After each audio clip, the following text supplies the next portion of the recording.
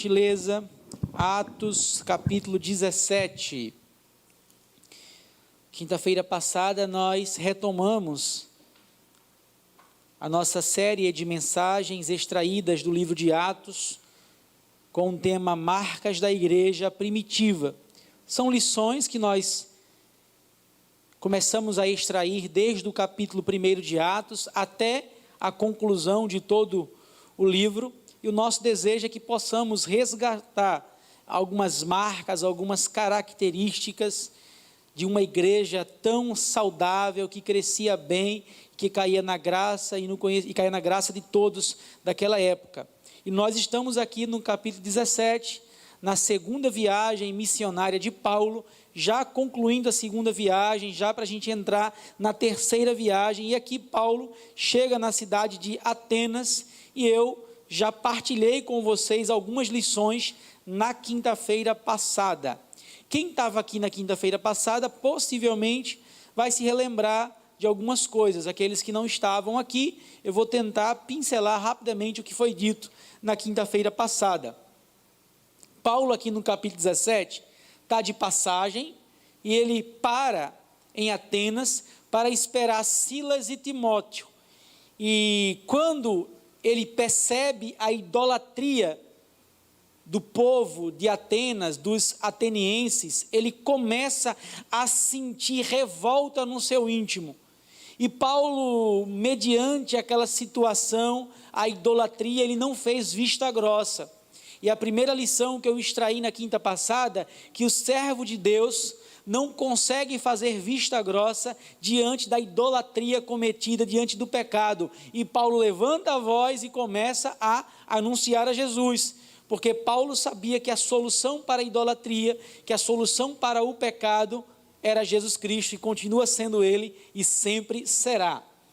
Nós temos uma segunda lição, é que Paulo, mesmo sabendo que era uma cidade cheia de talentos, eruditos, músicos, artistas, alguns templos, ele não se admirou, ele não se encantou com as riquezas. E a segunda lição: o servo de Deus não se encanta com a erudição, com a arquitetura, com as riquezas, quando a idolatria é cometida, quando o pecado é cometido. É melhor que a gente não tenha nada disso, mas sejamos uma igreja saudável, uma igreja que luta contra o pecado.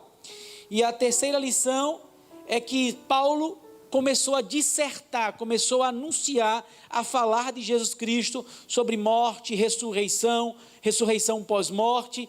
E o servo do Senhor, ele, quando percebe o pecado, ele apresenta a palavra para extirpar a idolatria. E Paulo fez isso, começou a apresentar a palavra encarnada, que é Jesus Cristo. E por fim, a última lição é que muitos, quando ouviram o evangelho, quando ouviram a palavra por Paulo pregada, anunciada, acharam uma mensagem estranha. E eles ficaram assim: o que é que esse tagarela está falando? O que é que esse homem está falando aí? Nós não entendemos nada que ele está falando. E achavam que ele estava pregando deuses estranhos, ou Deus estranho, seja no plural ou no singular. E a última lição, para os que não conhecem a Bíblia, a palavra de Deus, a mensagem do evangelho é estranha. E de fato o evangelho é loucura, né, irmãos? Porque quem quiser ser o primeiro, seja o último, né? Quem quiser ser o maior, seja o menor. Então, de fato, a mensagem para os atenienses era uma mensagem muito distante, eles não conheciam. E aqui eles pegam a Paulo e eles dizem: Paulo, nós agora queremos te ouvir, nós agora queremos saber que mensagem é essa que você está pregando. E colocam Paulo, eu vou falar devagar para eu não gaguejar, tá certo? Areópago, colocam Paulo no Areópago, tem um acento no O, e Paulo ali começa a discursar. A Sônia me disse que visitou o Areópago, não é isso? Leve seu pastor, tá certo? Ou então dê a passagem só de ida dele, viu? Nunca mais você vai ver ele. Façam isso não, que a minha irmã começa a fazer uma vaquinha, uma cotinha para mandar o pastor embora para o Areópago, e o pastor fica lá só com a passagem de ida. Então Paulo chega no Areópago e começa a discursar, a pregar o evangelho, e aqui nós vamos vencer essa parte do texto para a próxima quinta passarmos para o capítulo 18, se assim Deus quiser, tá? Se ele não voltar até lá, porque os sinais, tudo aponta para a volta de Jesus. Eu queria ler com vocês o versículo 23. Paulo está no Areópago, está pregando, está falando de Jesus, e Paulo aqui começa a dizer: porque passando e observando os objetos do vosso culto, encontrei também um altar no qual está escrito: ao Deus desconhecido.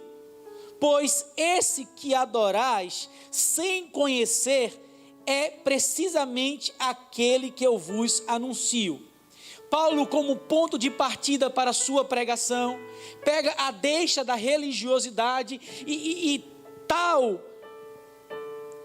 expressão, o Deus desconhecido, e Paulo aproveita essa deixa para começar a dizer: olha, esse Deus desconhecido que vocês não conhecem, eu conheço.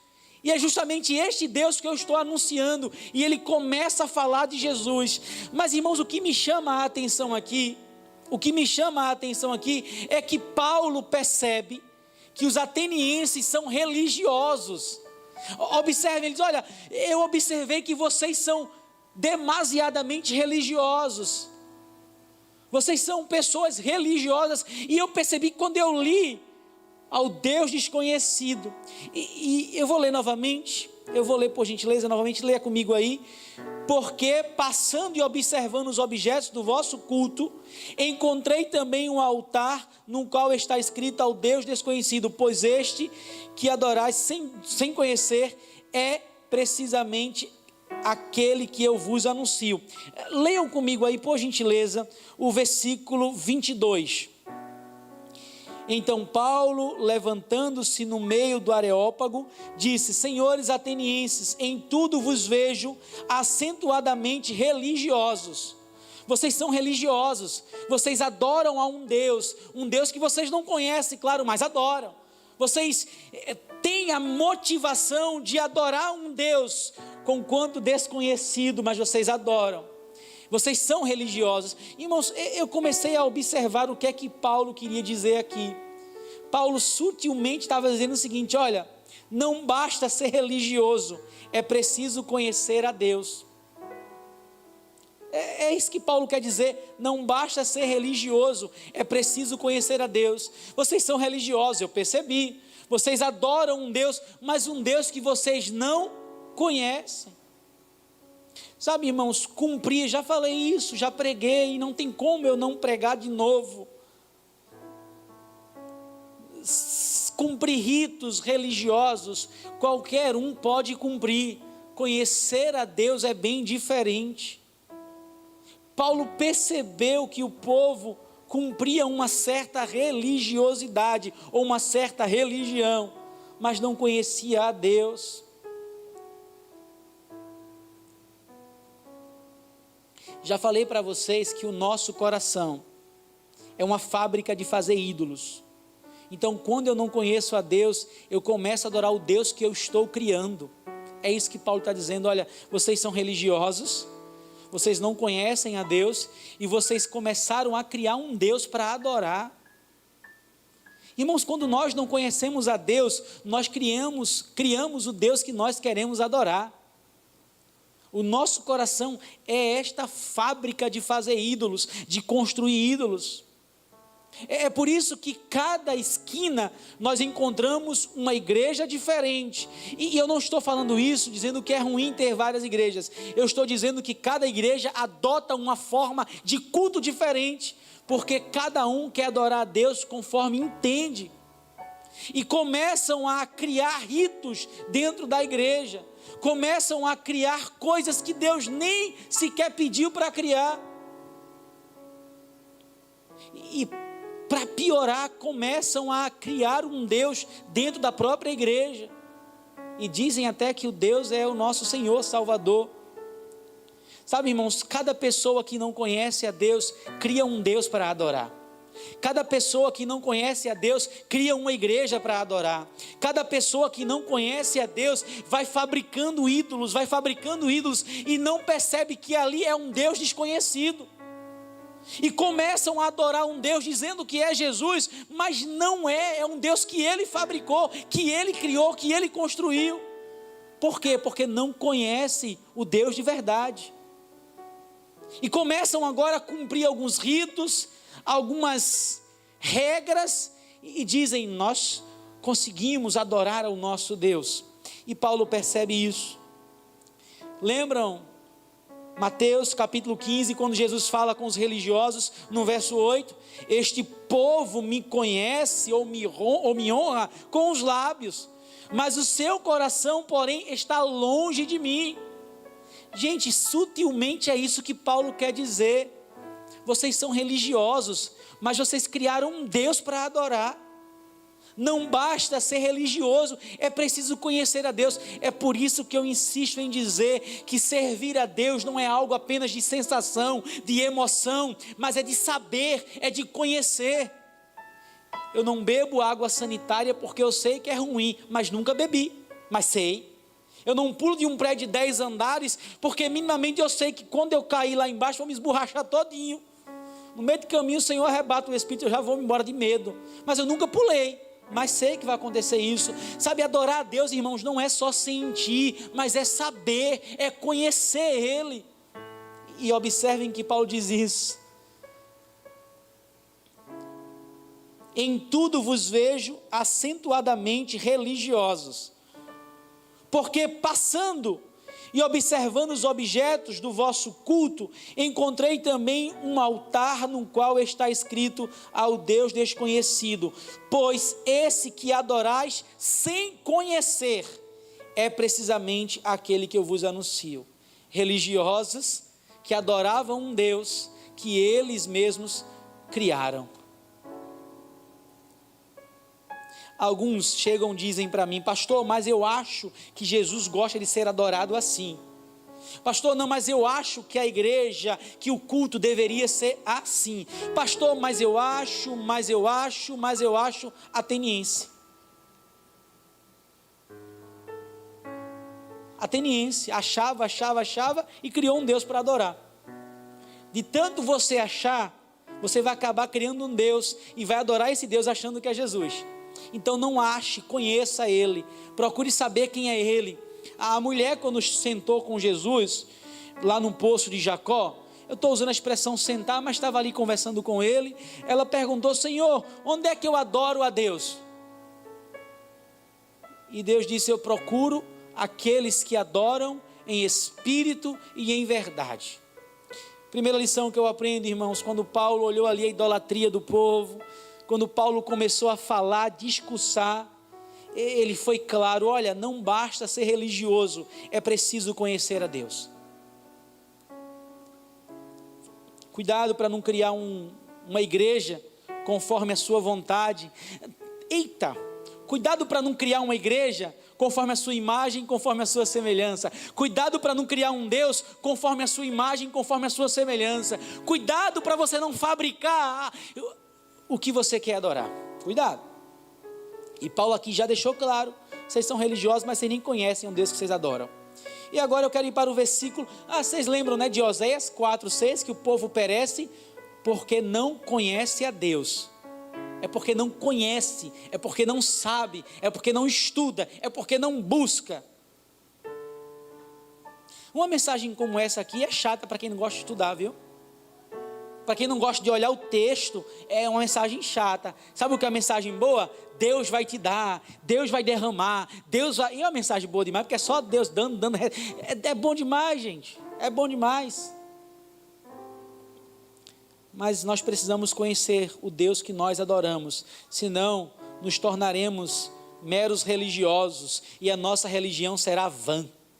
A nossa religião será vã. Mas eu olhando agora para o versículo 24, Paulo continua, e ele vai dizer quem é esse Deus. Ele diz: olha, o Deus desconhecido que vocês não conhecem, eu conheço, é Jesus. É este Deus que eu estou anunciando. E ele começa a dar aula de escola bíblica dominical, Gênesis capítulo 1. Paulo pega a Bíblia, o Antigo Testamento, e começa a brincar com os filósofos, com os estudiosos, irmãos, com homens estudados. Gênesis 1. Aí Paulo vai dizer no versículo 24: o Deus que fez o mundo e tudo o que nele existe, sendo ele Senhor do céu e da terra, não habita em santuários feitos por mãos humanas. Eu vou logo frustrar você que quer aproveitar o texto e criar uma heresia. Está vendo ali, ó, Deus não habita na igreja, eu não preciso ir para a igreja adorar. Paulo não está dizendo isso. Paulo está dizendo: o ídolo, ou os ídolos que vocês estão criando, Deus não habita aí. Paulo não está dizendo que não é para ninguém vir para a igreja. Olha ali, o texto está dizendo que Deus não habita. Meu irmão, Deus habita dentro de nós. E cultuar a Ele, reunidos aqui num culto público, é literalmente uma ordenança. Ele nos ordena, está no imperativo.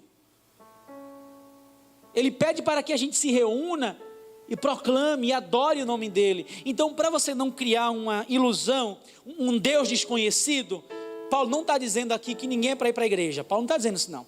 Sabe o que Paulo está dizendo? Você não ache, eu já digo a lição, tá? Você não ache que Deus vai habitar dentro de algo que você criou. É isso que Paulo está dizendo. Segunda lição que eu aprendo: Deus é maior do que qualquer coisa que o homem possa criar. Deus é maior do que qualquer coisa que o homem possa criar. É isso que Paulo quer dizer. Olha, o Deus que fez o mundo e tudo que nele existe, sendo ele Senhor do céu e da terra, não habita em santuários feitos por mãos humanas, não habita dentro de ídolos, de construções feitas por homens. Deus não habita nestas paredes, coisas que foram feitas por mãos humanas. É o que Paulo quer dizer. Ele não quer dizer que não é para a gente ir para a igreja.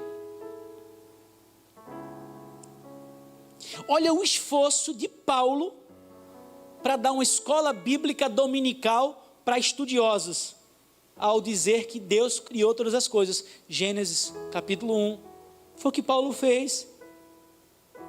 Spurgeon vai dizer que a obra mais simples e mais singela das mãos de Deus é mais linda e mais complexa que a obra mais perfeita criada pelo homem. Eu vou repetir: Spurgeon vai dizer que a obra mais simples, mais singela, feita por Deus, e ele até diz, uma simples planta, ou a folha, é mais complexa, é mais preciosa, é mais bela do que a obra mais gigantesca que o homem possa construir. É isso que Paulo quer dizer. Meus irmãos, Deus é muito maior do que qualquer coisa criada. Deus é superior a qualquer coisa que o artesão venha a fazer. Deus é maior do que o tapete e do que o tapeceiro. Ele é maior do que o oleiro e do que o barro. Ele é o nosso oleiro de verdade. É isso que Paulo está dizendo. Ele é bem maior. Vocês estão adorando um Deus que vocês não conhecem, porque vocês são apenas religiosos, e vocês acham que Deus habita nisso que vocês criaram. Não se iludam, atenienses. Não se iludam, atenienses. É o que Paulo quer dizer. Deus é maior que as coisas criadas. Irmãos, eu não sei se você se alegra, mas eu me alegro ao saber que nada que o homem venha a fazer se compara com a coisa mais simples que Deus fez. O homem pode pegar todos os sábios espalhados pela face da terra e pode pedir para que eles produzam um boneco de barro ou de silicone. Eu quero ver ele soprar nas narinas daquele boneco e fazer aquele boneco andar com vida.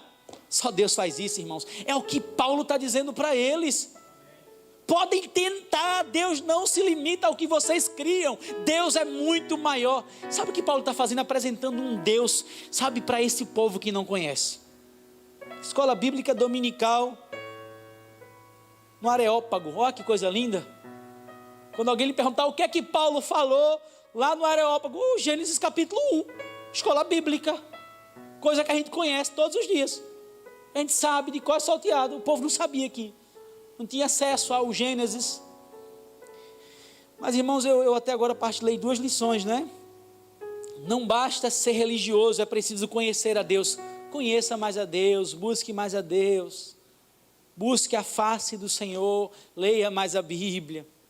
Segunda lição, Deus é maior do que qualquer coisa que o homem possa criar. Não há nada que o homem venha criar que Deus vai ficar assim impressionado, dizer, eita que coisa bonita. Nada, nadinha. Mas tem uma terceira lição, e eu consigo extraí-la dos versos 25 e 26.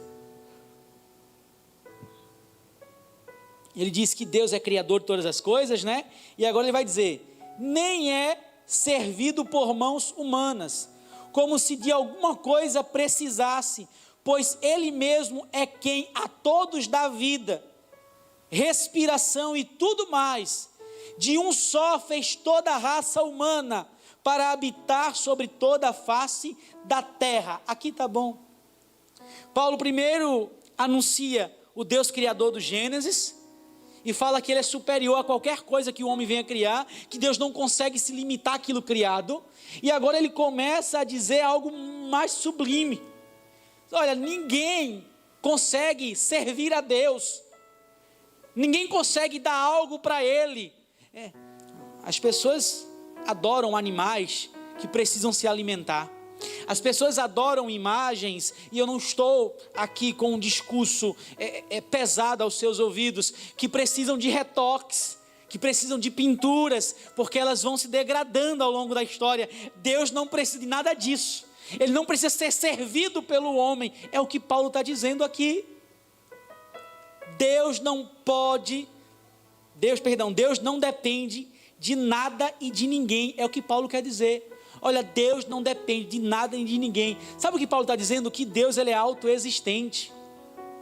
Aí eu lembro de Paulo, eu sempre lembro disso, irmãos. Paulo escrevendo aos Romanos, capítulo 11, versículo 33. Quem conheceu a mente do Senhor? Quem foi seu conselheiro? Quem deu a Ele primeiro para que Ele seja recompensado? Porque dele, por Ele e para Ele são todas as coisas. Glória, pois, eternamente a Ele. É o que Paulo quer dizer. Atenienses, vocês acham que Deus precisa de vocês, que vocês estão fazendo um favor para Deus? Irmãos, leiam um texto comigo para vocês não dizerem que eu estou forçando o texto. Versículo 25, nem é servido por mãos humanas. Olha aqui para mim, queridos. Às vezes, aqui na comunhão não acontece isso, ainda não aconteceu. Mas algumas pessoas dizem, não, hoje eu não vou participar do louvor, eu não vou cantar, eu não vou servir a Deus. Deus não depende de você não, amigo. Se eu amanhã sair dessa igreja, a igreja não fecha não. Deus não depende de mim não. A igreja continua porque a igreja pertence a Deus. Aonde que uma criatura é maior que o Criador, aonde que uma criatura é maior do que a obra que o Criador fez.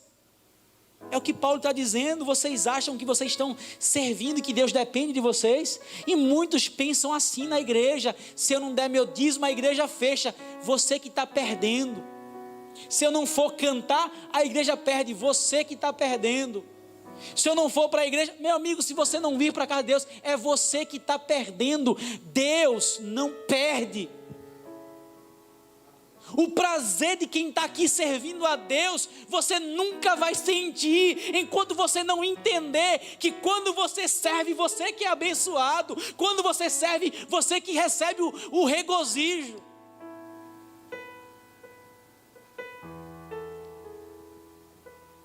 Quando eu sirvo, eu ganho. Quando eu paro de servir, eu perco.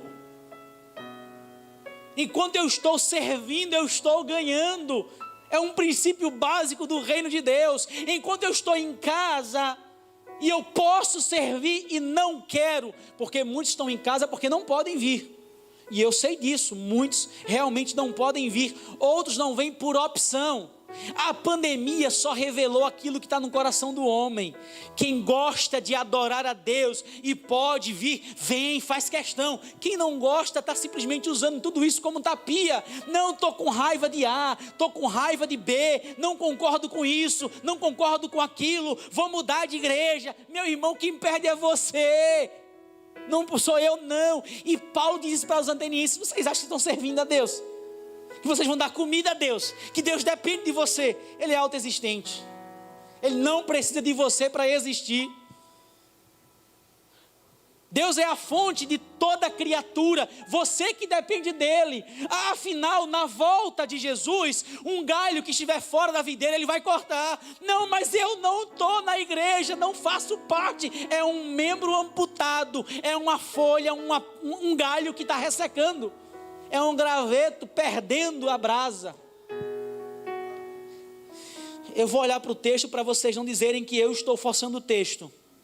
Nem é servido por mãos humanas, como se de alguma coisa precisasse, pois Ele mesmo é quem a todos dá vida. Se você está longe da igreja, se você está longe da casa de Deus, você está morrendo dizendo que está vivendo. Agora vivo aqueles que estão fixados na videira verdadeira, que é Jesus. Só Ele dá vida. É por isso que nós nos movemos e saímos de casa. É por isso que nós nos sacrificamos, enquanto outros estão reclamando e até procurando outras igrejas. Eu tenho um dó. Vamos só observar aqui, os versículos 28 e 30, eles irão reiterar aquilo que eu estou dizendo. Os versículos 28 e 30. Olha o que Paulo vai dizer no versículo 28. Pois nele vivemos e nos movemos e existimos, como alguns dos vossos poetas têm dito, porque dele também somos geração. Olha que lindo, pois nele vivemos e nos movemos e existimos. Sem Deus nada podemos fazer, sem Ele nada somos, sem Ele nada seremos. É por isso que precisamos continuar servindo a Ele, não porque Ele precisa, mas porque nós que precisamos. É inverso, os atenienses serviam porque os deuses que eles haviam criados precisavam de serviço, de retoques, de reparos. Deus não tem ruga, Deus não tem mácula, não tem mancha no seu caráter, Deus não cai reboco. Então se ilude. Sabe por quê? É porque as pessoas criam um Deus, a imagem, conforme a sua imagem, conforme a sua semelhança, não conhecem, e começam a se frustrar, quando de fato o verdadeiro Deus é anunciado. É um Deus que não compactua com a mentira, é um Deus que não compactua com o pecado, e quando Deus começa a ser revelado, a pessoa começa a criar resistência ao Deus verdadeiro, porque prefere ao seu Deus falso. Aí vai para outra igreja que é melhor, porque a outra igreja consegue pregar um Deus mais maleável. Mas vamos para o contexto aqui, para eu não fugir. Versículo 30 ainda. Ora, acharam? Ora, não levou Deus em conta. Não, eu não vou ler o 30 não, o 28 já é suficiente. Porque se eu ler o 30, eu vou falar da próxima lição. O 28, reitero o que eu falei, porque nele vivemos e nos movemos e existimos. Então esse discurso de que a igreja vai perder, que Deus vai perder, Deus não depende de ninguém. Deus não depende de ninguém. Eu hoje conversava com o Gilberto. A nossa igreja precisa despertar em relação a questões financeiras. Os irmãos precisam ser fiéis. Eu dizia: Gilberto, eu já li um texto lá, acho que está na Bíblia, de dinheiro sair da boca de peixe. Deus vai sustentar, não vai faltar. Mas tem gente que pensa assim: com a minha saída a igreja vai falir. Vai nada. Um dia que o reino de Deus falir por dinheiro, para que Jesus morreu na cruz para nos perdoar?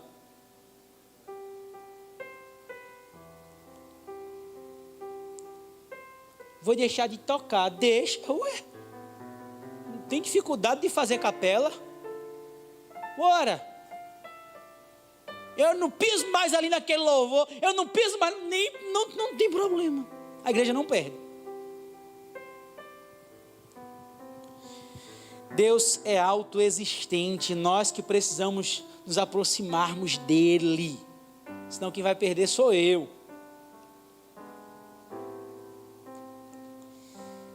Três lições até agora, não foi? 3.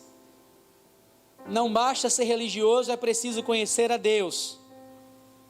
Deus é maior do que qualquer coisa que o homem possa criar. Deus não depende de nada e de ninguém. Você que depende dele. Então não se afaste da igreja. Não caia na cilada do diabo. Não se afaste da igreja. Você que não pode, não tem problema. Não fique pensando vocês que Deus depende, não. Deus não depende. Nós que dependemos dele. Mas eu tenho uma outra lição, irmãos. Versículo 27. Versículo 27. Paulo conclui dizendo que Deus criou todas as coisas, que ele não é servido por mãos humanas, e ele vai dizer agora no versículo 27, ele fez tudo isso para buscarem a Deus, se porventura tateando o possam achar, bem que não está longe de cada um de nós. Sabe o que Paulo está dizendo aqui? Olha, tudo que Deus fez é para revelar, daqui a pouco eu falo a lição, tá? Tudo que Deus fez é para revelar a sua glória. Tudo que Deus fez era para que possamos encontrá-lo, é para que ele possa se revelar. E ele diz, e Deus não está longe não, ele está pertinho. É só vocês enxergarem. Sabe por que os atenienses não conseguiam enxergar? Porque eles criaram um Deus, ou vários deuses, e tudo isso colocava o Deus verdadeiro por trás. São empecilhos que eles foram criando para conhecer a Deus. E Paulo diz, Deus está tão pertinho de vocês. Tudo que ele fez foi para revelar quem ele é. E vocês não conseguem enxergar. Paulo aqui está quase dizendo, vocês estão cegos, tateando. Essa expressão, tatear, né? É procurar onde é que está e Deus está tão pertinho. Quarta lição que eu aprendo. O objetivo de Deus para o ser humano, o objetivo de Deus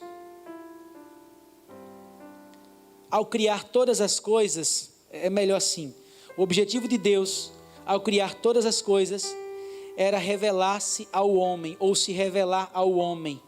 É o que Paulo quer dizendo aqui. Ele diz, olha, tudo isso que Deus fez é para que vocês possam encontrá-lo, é para que vocês possam conhecê-lo. Mais uma vez aqui, Paulo está defendendo, eu já havia dito em alguns capítulos atrás, a ideia da revelação natural de Deus. Tudo que Deus fez aponta para a sua glória.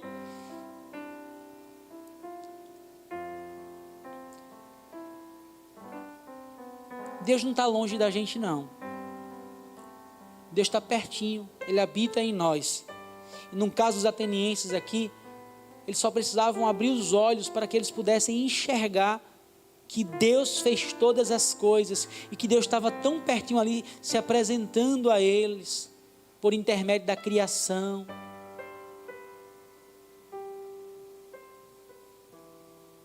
Vocês sabiam que o homem não tem desculpa? Eu já falei isso, não foi, Pedro? Que o homem não tem desculpa quando Jesus voltar. Senhor, mas eu não te conhecia. O homem não tem desculpa não, irmãos. Senhor, ninguém pregou o evangelho para mim.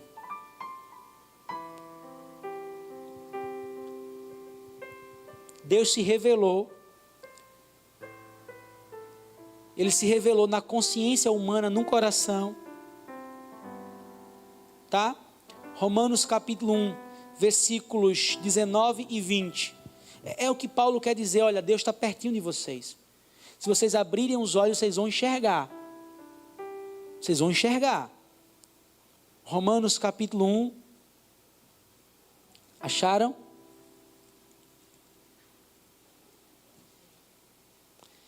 Eu quero ler com vocês os versos 19 e 20. Romanos 1, 19 e 20. Porquanto o que de Deus se pode conhecer é manifesto entre eles, porque Deus lhes manifestou, Porque os atributos invisíveis de Deus, assim o seu eterno poder, como também a sua própria divindade, claramente se reconhecem desde o princípio, isto é, desde o Gênesis, desde a criação do mundo, sendo percebidos por meio das coisas que foram criadas. Tais homens são por isso indesculpáveis. Sabe o que Paulo está dizendo? Se porventura vocês disserem assim para mim: ah, mas ninguém falou de Deus para a gente. Ele está dizendo: Deus está bem pertinho de vocês. Tudo que Ele fez é para que Ele possa se revelar, é para que Ele possa se apresentar, é para que possamos conhecê-lo. Então não tem desculpa para vocês. Romanos capítulo 2, versículo 15. Romanos 2, 15. Deus te revelou na consciência, no coração do homem. Estes mostram a norma da lei gravada no seu coração, testemunhando-lhes também a consciência e os seus pensamentos mutuamente, acusando-se ou defendendo-se. Deus cravou nos nossos corações, Ele se revelou na nossa consciência. E qualquer homem que queira negar a existência de Deus, ou que diga que Deus nunca se apresentou para ele, é mentiroso. Porque tudo que Deus fez aponta para ele, é o que Paulo está dizendo. Atenienses, vocês criaram um Deus ou vários deuses, vocês acham que Deus está longe, está bem pertinho. Abram os olhos que vocês vão enxergar. Deus está se apresentando para vocês. E digo mais, né? Eu estou sendo agora o porta-voz de Deus para vocês. O tempo da ignorância já até passou, porque agora eu estou anunciando para vocês. Quero finalizar, irmãos, com a quinta lição.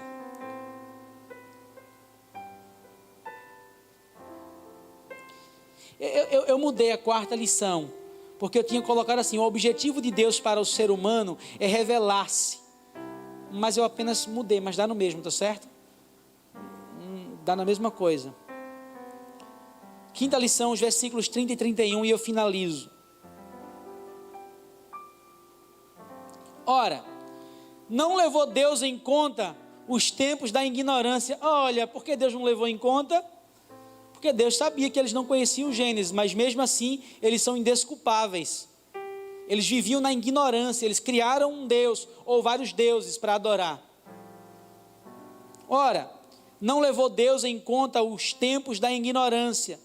Agora, porém, notifica aos homens que todos, em toda parte, se arrependam, porquanto estabeleceu um dia em que há de julgar o mundo com justiça por meio de um varão, é Jesus Cristo. Por meio de um homem o mundo será julgado, é Jesus Cristo, que vai julgar. Quinta e última lição: quando a palavra de Deus, quando a palavra é anunciada, precisa haver arrependimento para que não haja condenação. Quando a palavra é anunciada, precisa haver arrependimento para que não haja condenação. Sabe o que Paulo está dizendo? Irmãos atenienses, já anunciei para vocês quem é Deus. Parem de idolatria. Sirvam a Ele com a motivação certa, não achando que Ele depende de vocês, com esses deuses aí que vocês criaram. O tempo da ignorância já passou. Deus se revelou na criação, e agora eu estou anunciando a palavra, o Evangelho, e Jesus Cristo voltará para condenar aqueles que não se arrependem. Então se arrependam, para que vocês não sejam condenados. Atos capítulo 3, verso 19: arrependei-vos, para que os seus pecados sejam perdoados.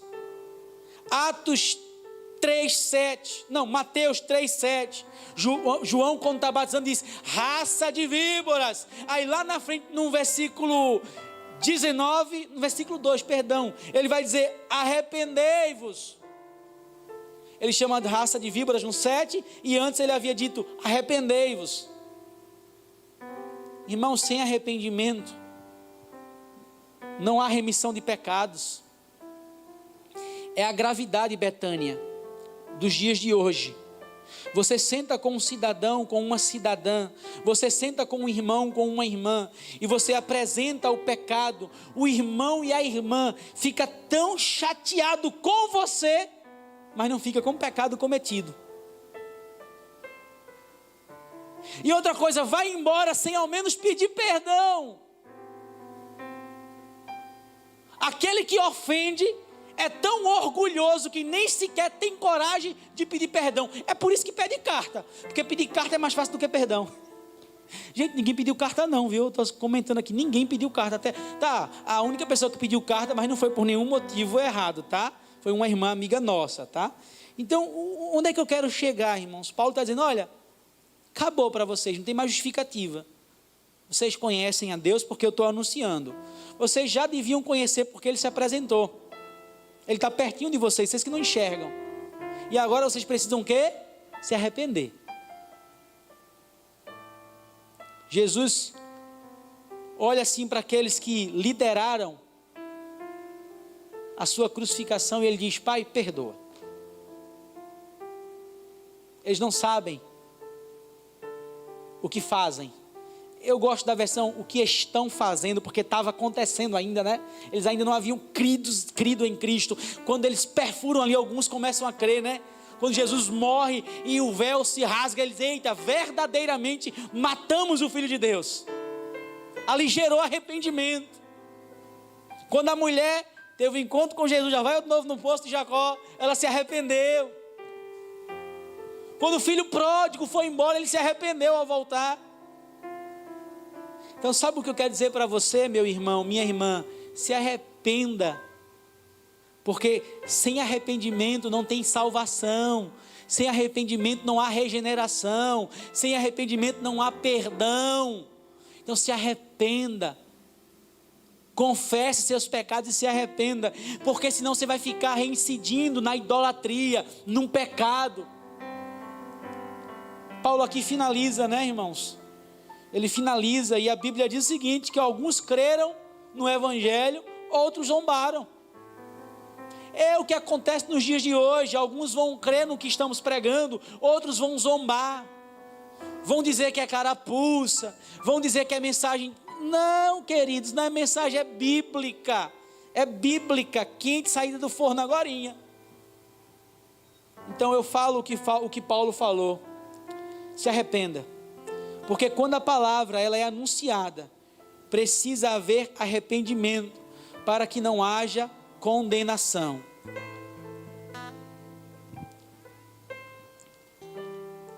Tem pessoas que sentem orgulho de não pedir perdão.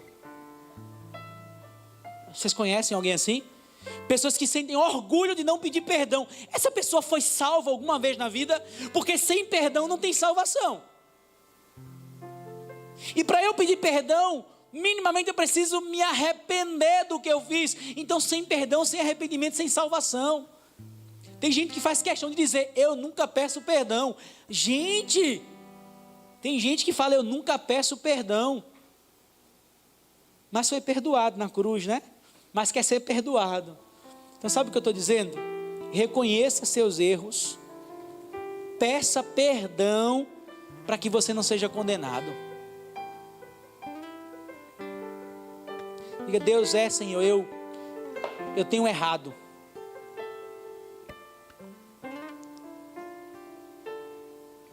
Eu tive uma reunião há pouco tempo com 8, 9 pastores, todos de Pernambuco, todos estudaram comigo.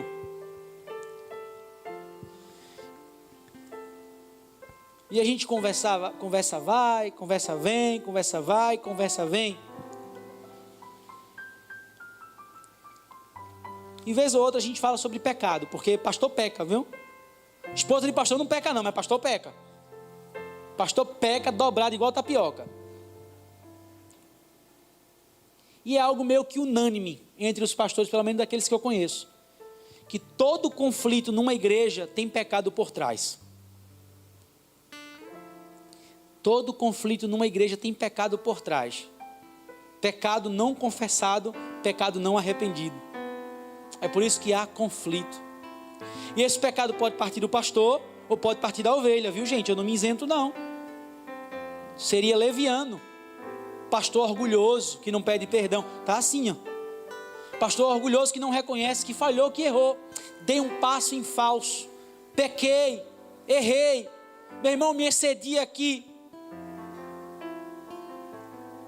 E é verdade, todo conflito que nós temos tem pecado por trás. Adultério, fornicação,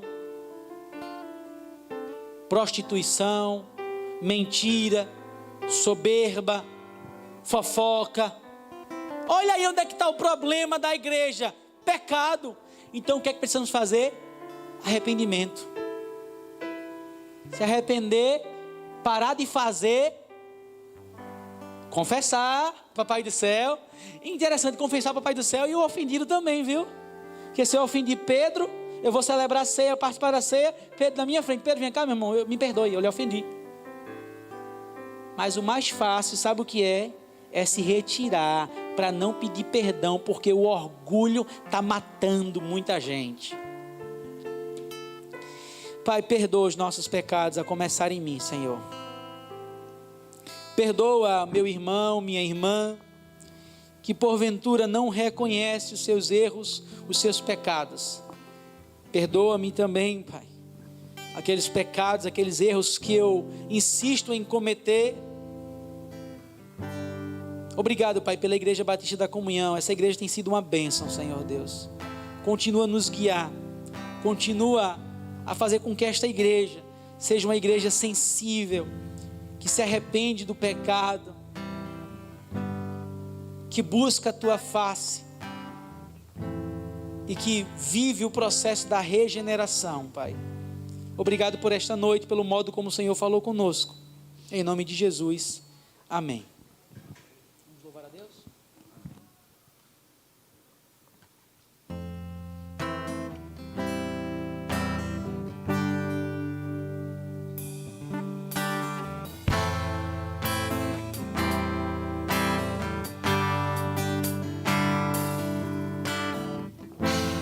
Tu é tudo que eu mais quero.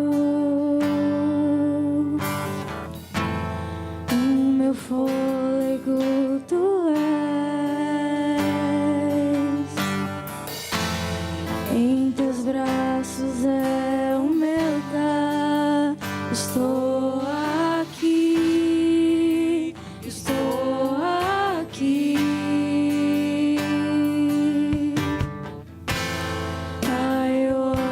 Sua presença. Vamos ficar de pé, vamos louvar o Senhor. Teu sorriso é vida em mim. Eu seguro em suas mãos. Confio em ti. Confio em ti. Quero ir mais fundo. Leva-me mais perto, onde eu te encontro, no lugar secreto, aos seus pés me rendo, pois a tua glória quero ver.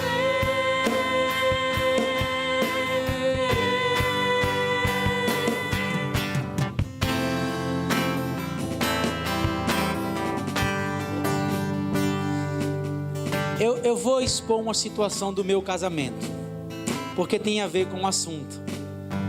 Logo quando quando eu casei com a Rafa, tenho muito a aprender ainda. Mas existia algo no meu coração e no coração da minha esposa que impedia a nossa comunicação, era orgulho. Quando ela pecava ou errava, a dificuldade de pedir perdão. E quando eu pecava, quando eu errava, a dificuldade de pedir perdão. Quando nós descobrimos o segredo de pedir perdão, de se arrepender, de confessar, nós somos libertos. Hoje em dia eu posso dizer que é uma área que Deus precisa continuar trabalhando. Mas se minha esposa ela pecar amanhã, eu tenho certeza que o Espírito vai conduzi-la a se arrepender e a pedir perdão. Primeiro a Deus, depois a mim. Da mesma forma comigo. Sabe onde eu quero chegar, Pedro? Que quando eu me arrependo, eu sou curado. Quando eu confesso, eu sou curado. Tem gente que não consegue lidar com pai, com mãe, com pastor, com família, porque o coração está doente, não pede perdão e nem libera perdão. Jesus nem esperou alguém pedir perdão a ele, ele próprio já liberou o perdão. Sabe o que eu queria que você fizesse agora? Libere perdão no seu coração e peça perdão. Peça perdão para a pessoa que você mentiu, a pessoa que você fofocou, a pessoa que você ofendeu. Libere perdão à pessoa que lhe ofendeu, que fofocou, que falou, que lhe traiu. Libere perdão também. O perdão é libertador. O perdão aproxima as pessoas, não afasta. E o orgulho tem afastado tanta gente da nossa igreja. Vamos louvar?